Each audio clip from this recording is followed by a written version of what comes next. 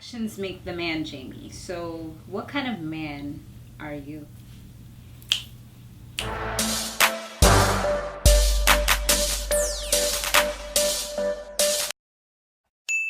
Hey, what's up? What's going on, everybody? What's up? What's good? How y'all doing?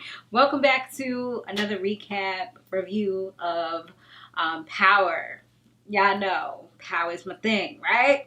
All right, so those of you that watch my Basketball Wives review, sorry, didn't do it. I'm gonna try to do it on the following week. It just be so crazy during the week. I be having so much going on and trying to edit for my other channel, Some More Love TV. So, you know, if you like beauty videos, definitely be sure to check out my main channel. That's my big one, my big baby. This is my little baby. All right, so let's go ahead and talk about it. Oh, and do y'all know that Empire about to come back on? And that's gonna be the last season too. So yeah, I'll probably review that as well. Try to fit that into the schedule because that's my other show. Alright, so Jamie, he's still thinking about Angela. Now it's gotten to the point where he's starting to see her ghosts, kind of like hallucinations, because it's almost like, I don't know, like I feel like the stuff that she's saying, it's almost like it's like she's the devil. You know, maybe that's why she did in the red dress, you know, because that it was just so much that goes into that red dress. It's like that's the red dress that he first met her with, according to what he said. You know, my memory bad, I don't even remember that, but I remember she was wearing a dress, so I'm assuming that that's the same dress because that's what he was saying. And also on top of that, the fact that, you know, it's almost like, you know, the devil signifies red. So I feel like the shit that she's saying to him kind of reminds me of, you know, a devilish kind of, you know, kind of chat that they're having, or that the stuff that she's telling him is kind of effing with his head, because it's like some demon shit, you know. So yeah, she tells him that well, when they're talking, he says that he feels guilty that well, she asked him if he feels guilty that Tommy's still alive. You know, she also tells him that it's kind of like his fault that she's dead, or that's what he feels. I don't know. It was just a lot that she was like, I just feel like it's just so much. It's like messing with his head. I feel like he needs therapy because he really just kind of kept moving on with life. And regardless of who you are, you know, man, woman, child, whatever, I do feel like sometimes you need to make sure that your mental health is good. You need to take a break sometimes. But he just went right from my love of my life, the woman that I saw myself with, and moving to freaking wherever, to Florida. That's where they're supposed to be moving to. Wherever the hell they were supposed to be moving to. Just moving away. All of a sudden she's gone, taken from me by my best friend, and now he's expected to keep going as though shit ain't happened, as though everything's all gravy, you know what I mean? And still go out there and smile for the press and put on this good face and just be a man, you know? And regardless of who you are, it's tough. So meanwhile, Ghost, he owes Jason money for the fact that he ain't win the bet. Was it a bet? I don't know if you want to call it a bet, but he didn't win, you know, and bring Alicia to him so that he can annihilate her. So he has to keep on giving this man big money all the time. And, you know, it's really getting to him because everything that he's working hard for, he even has to like now tap into his daughter's trust fund money that was supposed to be now, of course, between him and his wife, because that's something that both of their names was on, or at least Tasha thought so. Unfortunately, that's not the way he thought. He's like, I put the money into it. At the end of the day, it's my money.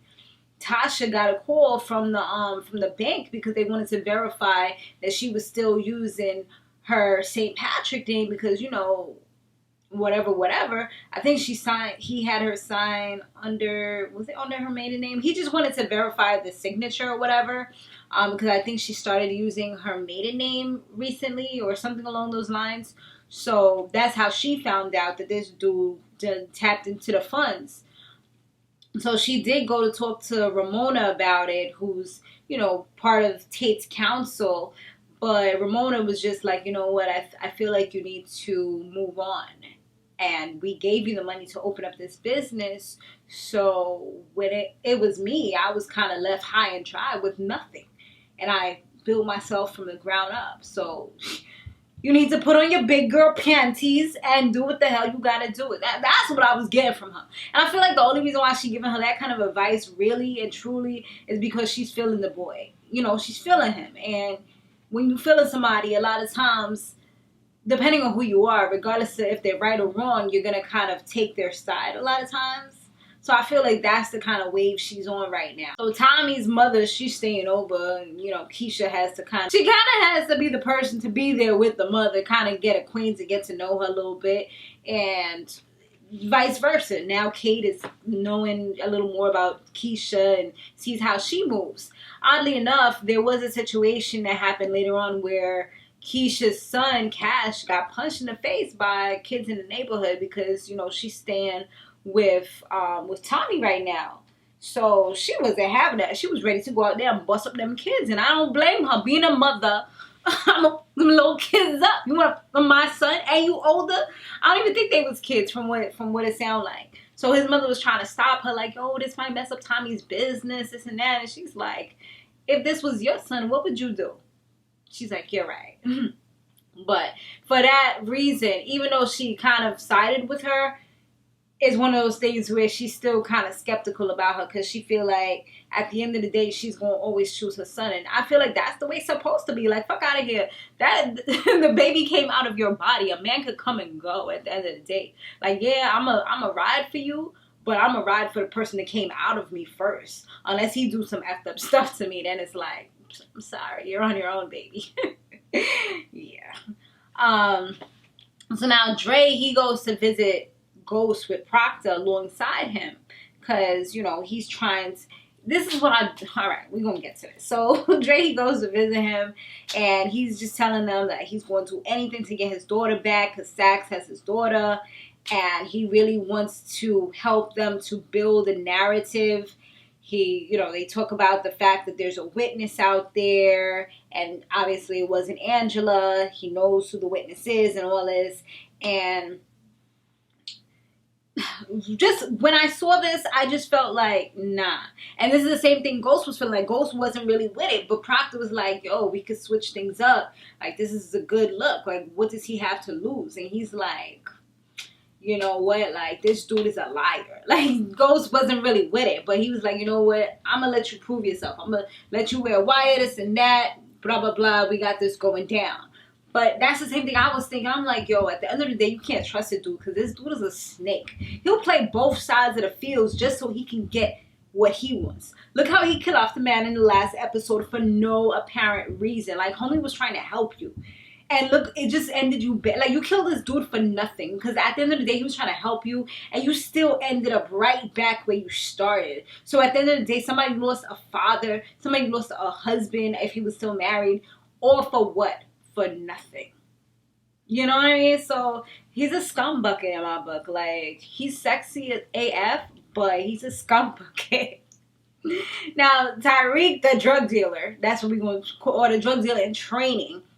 And so he's pretty smart because even though he's annoying, he's a bright kid, and that's why he's in the school and stuff like that. Like, this is the same thing with Ghost. Like, you know, he's such a bright man. He's so smart. He's so business savvy. It's just he went down a wrong path. And this is the same thing his offspring is trying to do. Like, he's trying to give him a different direction, show him you don't gotta go this way, and he's going in the way that he told him not to go. So homie remembered that Tommy had used his Uber to make a trip because, remember, his car was all messed up because his father tried to kill him. So he's like, he looked at the route, followed the route, went to the stash, got some drugs from Tommy's supply. Pretty much stole them, like a whole bag full. And the thing is, he got caught up because Vincent is who he's, I guess, kind of working for. He ends up going back to Tommy, telling him about it, and then Tommy ends up talking to Tyreek because he figured out, like, okay, this is my godson. Yeah, this is not gonna go down. So Tommy sees him, tries to school him real quick. He's like, yo, you don't need to do this. And I was actually proud of Tommy because despite everything, you know, Tommy still considers this little zoo to be family. He's still trying to be a good role model despite his effed up ways. He's still trying to do the right thing. So I felt like, you know, that was a good look or whatever. Had to fix something real quick. So he literally tells him like, yo, you don't need to do this. You need to like, you know, do what you gotta do. He ends up taking the drugs back.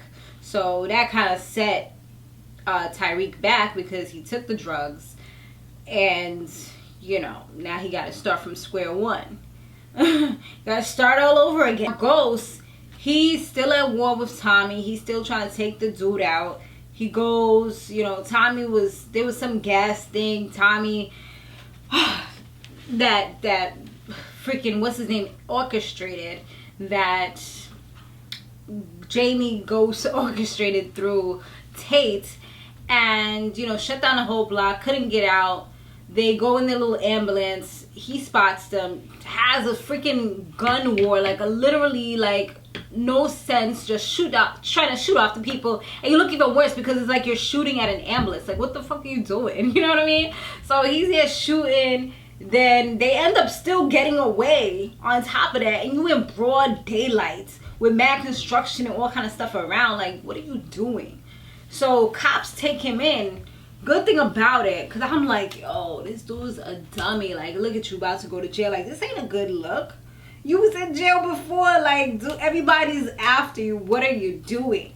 But luckily, when they took him in, they took him to Tate. And Tate's like, yo, I told you already that I don't want you getting involved with no craziness. Like, Tate tried to really sun him real quick and show him who the boss was. But little did he know the kind of person that Jaime is.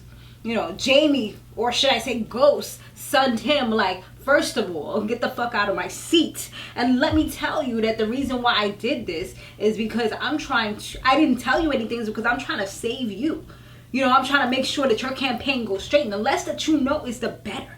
You know, and as far as those people that you had arrest me and bring me here, don't they have family as well?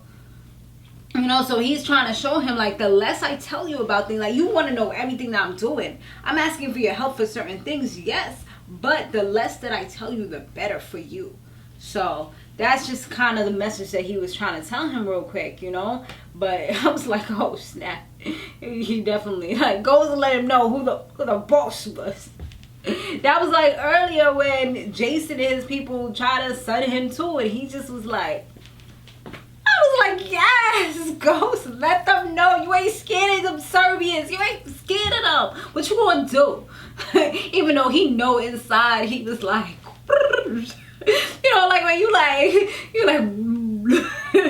trying to stand up to the face of danger, but inside you were like a mush, okay? But you can't let them see your fear, because then they eat that shit up, and they'll definitely try to keep on intimidating you. At least if they see that you're not scared of them, it makes it a lot harder, because they like, damn, he's not like everybody else, you know. That's what you gotta do to these bullies out here, regardless of how it is. Let them know there's a new guy in Tasha's life. So she, you know, she opening up her new little daycare, whatever. It's looking cute. And then this dude walks in talking about, you know, he's a single father. I think he said he had a 4-year-old. The mother's on drugs. And, you know, they was just talking, but it was like a whole bunch of like touchy, like he touched her hand real quick, but she said, you know, give me your information. And I'm just like, here we go. Tatiana's coming out. I'm like, yo, what are you doing? I'm mad at you right now because your man just died. And you don't have it confirmed, but you have a feeling that your man just died. Like, what are you doing, girl? I know it's tingling. You getting that spark down there, but you need to chill out real quick. I was just like, oh man, here we go. And so yeah, they was like flirting or whatever at that point. But you know, then a little after, was it in the same scene? I think in the same thing, like they went to the back or whatever, they was talking, and you know, it got to the point where things was about to get hot and heavy, and I'm like, that's when you start to feel like, you know, somebody's mom might be like, Tasha, what are you doing? What are you doing? What are you doing? You know, you just try to shake your friend real quick and tell them you're doing way too much too fast. You don't know anything about this dude. Do you have condoms in your pocketbook? Are you prepared for this? You know? So yeah, luckily, you know, her senses came back to her real quick, because I'm like, girl, you don't even know this dude like that. Like, what are you doing? So her senses came back to her real quick, and she was just like, you know what? I can't do this. This is not the person that I want to be. I was like, because you're going to have to see this dude every single day after this, when he drops his daughter off or when he picks her up. What you going to do, deny her all of a sudden? So yeah. So what she did was, he was like, you know what? I'll take you out on a real date first. Let's go out on a date. I was like, see, this is why you gotta set boundaries, because I mean, we don't know what type of dude this dude is. He could have been on some hit it and split it type of thing, you know. And I don't know. I mean, I could be wrong, but I don't know. I'm a little suspicious of him. But maybe I'm just being protective, overprotective. But I don't know. Like, I feel like he could possibly have some connection to somebody somewhere. Maybe his baby mother, maybe she got on drugs through Jaime's people. I don't know, but I feel like it could be some type of connection somewhere. I could be absolutely wrong, but I kind of feel like it. I'll leave it at there. So yeah, like I said, I was happy that they didn't go all the way though. So Ghost and Andre, they end up going to the witness house. And as I said, Andre's a big time snake. You see, because when they went to the person's house, all of a sudden he's there texting Sax like, yo, we going to the witness house, or we in the witness house. And, you know, it did kind of look like he was about to do something, because he was like this. He was like this. Damn, I can't find my gloves. I was going to get some gloves and put them on. But he was putting on his gloves. Where's your props when you need them, right? He was putting on some gloves. And he was just like walking up to her. Like, I'm like, oh man, don't do it. Don't do it. This is all they need, Jaime. Don't do it. But he ends up giving her a whole bunch of money, like an envelope filled with cash. And he's like, you know what? This is for you. You can either take this and leave and start a new life, or you can stay and you can still testify. It's up to you what you want to do with this. And all the while, the man in the back there texting Sax like, oh, he's about to kill her. Then a little bit later, he's like, nah, he ain't kill her. Abort the mission. He's like, oh, shit. I done messed up now. So, you know, he looks scared as shit coming out the house with Jaime. But Jaime's just being mad cool with his little trench coat walking. You know, mad cool, because right now this was a test. And this dude done failed. Because they in the car. There's a little bit of traffic, so he was a little bit down the block. All of a sudden, you see the FBI pulling up to the scene. So I'm pretty sure that Jaime saw them through his rearview mirror. He played it cool, though, but he was on some... You know, he kind of looked over at him in the corner of his eye like, this little dweeb. You know what I mean? I'm pretty sure he didn't use those words in his head, but, you know, I don't even know why lately I've been saying the word dweeb, but it's just like, it's been so cool. Yeah, like this little dweeb. I see what kind of wavelength you on. I see it. I copy. I ain't gonna say nothing. I'm gonna act like I don't see shit, but I see it, you know? And that's how sometimes you gotta do it. You can't always react to everything. Sometimes you just gotta see things and just kind of, I see it, you know, and just kind of keep it moving. Or just, you know, keep it in the back of your head and know what you're going to do when you got to do what you got to do. You feel me? You feel me? Following that, what happened? So the new guy in Tasha's life, he came to see her to talk or whatever. And this was while she was talking to Jaime. They was having like a little bit of a disagreement about the money situation and how he just kind of forged her signature and took the money, and he was mad about the fact that she opened up this business. It's like he just wants her to be super dependent and self-reliant on her, you know. And that's some of the things that I'm not really feeling about Jaime, because this is why she was so tied to him, because she didn't have her own. And this is the problem with, I feel like, a lot of, you know, relationships where the guy, or even the other way around, where one partner makes more than the other, is that they become so self-reliant on them that they don't want them to leave, you know. Or the other way around, they're like, oh, I got you under my grass, you can't go anywhere because you need me. So It kind of seems like that's where he wanted to keep her, but she's like, that money is just as much mine as it is yours. You forged my signature, blah blah blah. So then the homie walks in, and you can see, you know, she just was like, nah, we ain't doing this again. Like, she took him outside to talk to him, but Jaime's eyes, they looked red. It's like, if you could see the color change, like, it would be red. Like, he just looked like he wanted to pierce a hole through this man's heart or through his skull or something. Like, he was just giving him that, like wolves in a pack when they ready to fight each other, to show, like, you know, having a pissing competition, that type of shit. That's what it was looking like. And dude could feel the vibe. Like, he wasn't really trying to act crazy and not like that, but he could definitely feel the vibe. But yeah, it's like he don't want anybody to be with her except him, type of thing, because he was big mad. So she tried to speak to the dude and tell him that they need a break or whatever, and, you know, she can't really do this right now. But he was just kind of trying to give him the cold shoulder. But he was just like, you know what, like, I've learned that you can't let people take away your future. I'm like, damn, dude, you just been with her. You ain't even been with her yet. Like, imagine you did get the cookie jar. Like, you would have been on some next shit. Like, I'll fight for you. But I mean, that's pretty much what he's saying without saying it. He's like, it's because of your ex. Like, he don't intimidate me. She's like, shit, you should. Like, she's not trying to see another potential partner of hers go down at the hands of Jaime. I mean, come on. Like, due to this whole drug game, this would be the second dude that she was trying to get with or trying to be with and leave and, you know, do her own thing that died. You know, there's been already two of them. This is the third guy that we see her trying to, you know, maybe establish a relationship with. But I don't know. This dude gonna have to really come hard. I hope he ready for this life. But like I said, something about him that I feel like he could be more than a construction worker. I don't know. We'll see. But so now Tyreek, he's in a little bit of hot water. Well, not too hot with Vincent. You know, now Vincent knows who he is. He knows he's St. Patrick's son and, you know, Tommy's godson. So now Vincent feels like he has some kind of secret weapon in a sense. You know, one of Vincent's people is like, yo, maybe we should just let him go. He knows too much about us. He's like, nah.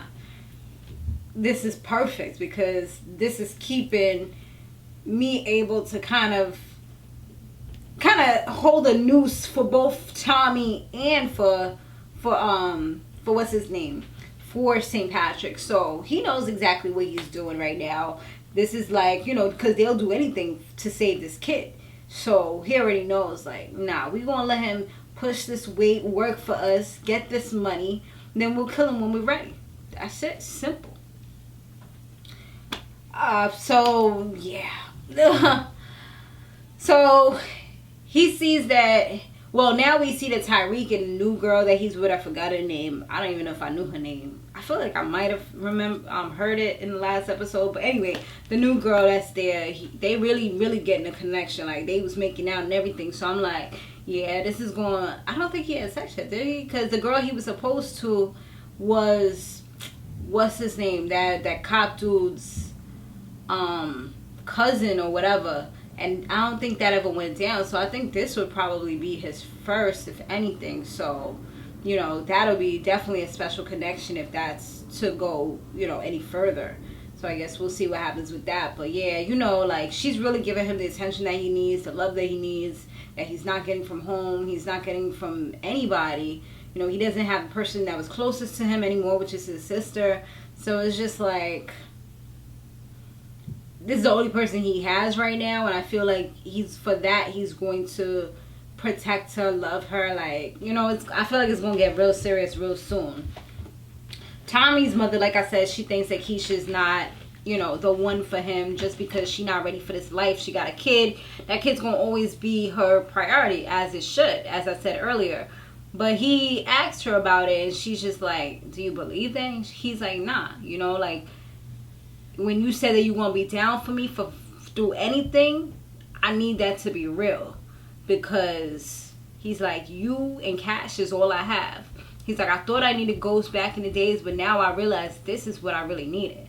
You know, so now he actually has a family. This is what he wanted. You know, that's what he was starting to get a little bit with Teresi, starting to get that connection that he always longed for. And that ended up gone. You know, so she's it. So I feel like if she betrays him in any way, like, she's dead. You know, like, you're done. That's it. KO. This dude has showed us that family doesn't... It means a lot to him, but if they cross him, they mean nothing. His father, done. His baby mother, Holly, done. You know, so the only person he keeps around is his mother. Luckily, she ain't crossed him to that point yet. So yeah. So now we finally know for sure, for a fact, that Ghost actually killed Silva. He actually said it when he was talking to the ghost of Angela. He pretty much was like, you know, I killed him and I got you killed and I'm done with this feuds. I don't want anybody else to die. He wants to let it go, and finally he wants to be the man that Angela wanted him to be, but he wants to do it for himself this time. He's like, you know, I didn't kill the witness. I didn't do any of that. And she's just like, you will. I'm like, damn, don't put that shit in his head. Don't put it in his head. He did a good deed. He stayed out of trouble. He just did what he had to do. And, girl, now you making him think he got to kill her. Look, the last time he spoke to her, she told him something about him feeling guilty and, you know, how Tommy did it, and you know, and that made him feel like he had to go kill off Tommy and do stupidness in the freaking broad daylight. So now it's like anything she tells him that's negative, is like he kind of has that in his head and he feels like he has to go forth and do it, and it's like, oh. So I don't know, we're gonna see what happens, but it's just getting real. It's getting crazy. It's getting real. It's been real, right? But it's getting realer. Alright guys, thanks so much for watching. Definitely be sure to stay fabulous, live free, and soar limitless, and I will see you on the next one.